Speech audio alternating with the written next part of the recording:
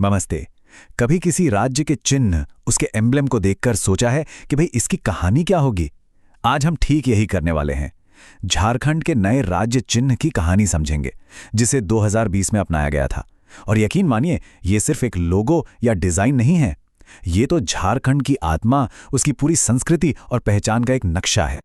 तो चलिए देखते हैं कि आज हम इस कहानी में कहां-कहां से गुजरेंगे। सबसे पहले तो ये जानेंगे कि नए चिन्ह की जरूरत ही क्यों पड़ी। फिर इसके जो 7 घेरे हैं, उन्हें एक-एक करके समझेंगे। इसमें कुछ छिपे हुए मतलब भी हैं, उन्हें भी उजागर करेंगे। और आखिर में देखेंगे कि ये सब झारखंड की बड़ी पहचान से कैसे जुड़ता है। चलिए शुरू करते हैं। तो सबसे पहला और सबसे जरूरी सवाल, ये बदलाव क्यों? आखिर ऐसी क्या वजह थी कि एक राज्य को अपना प्रतीक, अपनी पहचान को पूरी तरह से बदलना पड़ा? आइए पुराने से नए तक के इस सफर के पीछे की कहानी को जानते हैं। जैसा कि यहां हम देख सकते हैं, ये बदलाव कोई रातों रात नहीं हुआ। जो पुराना प्रतीक था वो 2002 में मंजूर हुआ था, और फिर ठीक 18 साल बाद 14 अगस्त 2020 को नए प्रतीक का अनावरण होता है। और उसे लागू कब किया गया? ठीक अगले दिन 15 अगस्त को, यानी भारत के स्वतंत्रता दिवस पर। ये टाइमिंग बहुत कुछ कहती है ना? ये राज्य के लिए एक नई शुरुआत का प्रतीक थी। और ये बदलाव कोई छोटा मोटा नहीं था, बहुत बड़ा था। सोचिए, पहले एक सिंपल सा डिजाइन था, 4 जे अक्षर और बीच में अशोक चक्र।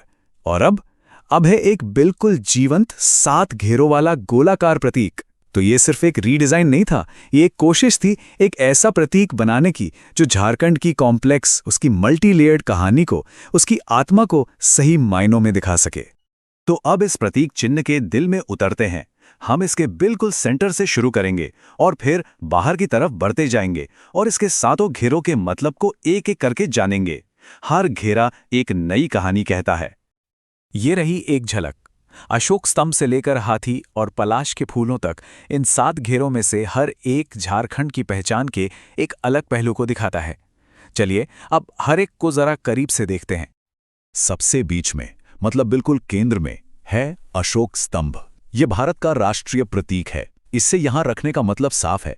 ये झारखंड को एक बड़े राष्ट्र का अटूट हिस्सा बताता है और देश के साथ उसके मजबूत रिश्ते का प्रतीक है।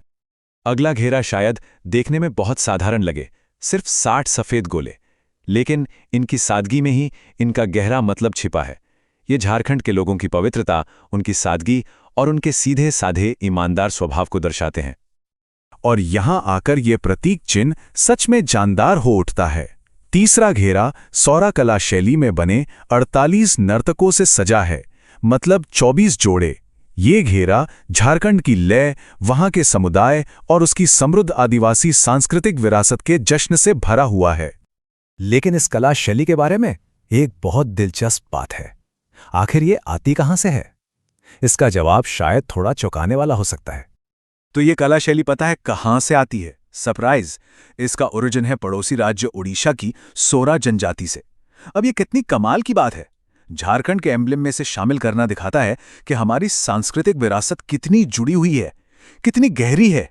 ये रिश्ते राज्यों की सीमाओं से कई ज्यादा बड़े हैं। चौथा घेरा राजकीय फूल पलाश को दिखाता है।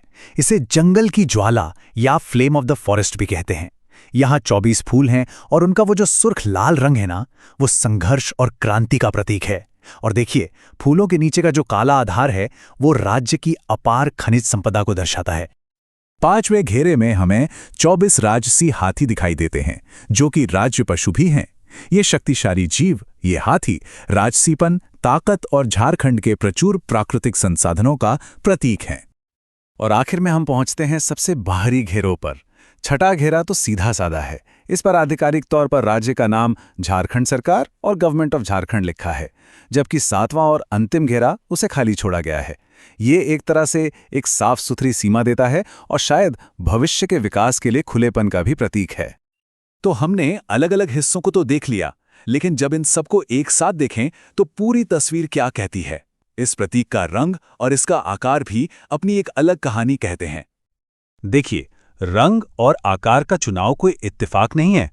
प्रतीक में जो हरा रंग इतना ज्यादा है, वो झारखंड के हरे भरे जंगलों और उसकी प्राकृतिक दौलत को दिखाता है। और इसका गोलाकार पहिए जैसा आकार, ये लगातार प्रगति और विकास का प्रतीक है, मतलब हमेशा आगे बढ़ते रहना। अच्छा, एक नंबर पर ध्यान गया जो बार बार आ रहा है। 24 नर्तकों के जोड़े, 24 पलाश के फूल, 24 हाथी। हालांकि ये कहीं आधिकारिक तौर पर नहीं कहा गया है, लेकिन ये संख्या राज्य के 24 जिलों से कितनी मजबूती से मेल खाती है। ये इस डिजाइन में एकता की एक और परत जोड़ देती है। राज्य चिन्ह तो सबसे प्रमुख प्रतीक है ही, लेकिन झारखंड की पहचान उसके आधिकारिक राज्य पशु, पक्षी, वृक्ष और फूल में भी झलकती है। आइए एक नजर उन पर भी डालते हैं। तो ये हैं वो प्रतीक। राजकीय पशु है हाथी, पक्षी है कोयल, वृक्ष है साल और फूल है पलाश। इनमें से 2 तो हम पहले ही राज्य चिन्ह में देख चुके हैं। ये सब मिलकर राज्य की रिच बायोडायवर्सिटी का जश्न मनाते हैं। और एक दिलचस्प बात यह भी है कि ये प्रतीक सिर्फ झारखंड के लिए ही यूनिक नहीं है। ये एक बड़ी सांस्कृतिक विरासत का हिस्सा हैं जो झारखंड को पूरे भारत के दूसरे राज्यों से भी जोड़ते हैं।